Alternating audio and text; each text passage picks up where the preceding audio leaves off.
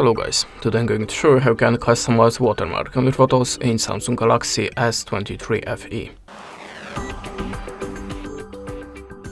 So in the first step, open the camera app, now open the settings and look for the watermark. Just open it, and as you can see we have a few options to edit. There you have a preview, we can add a model name or just edit it. If you want to enter your custom text here, just click on save. We can also add the date and time. If you want, you can also change the font style and position of the watermark.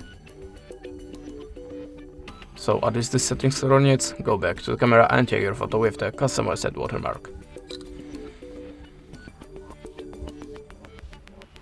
And that's it. Thanks for watching, leave us a like or a comment, and goodbye.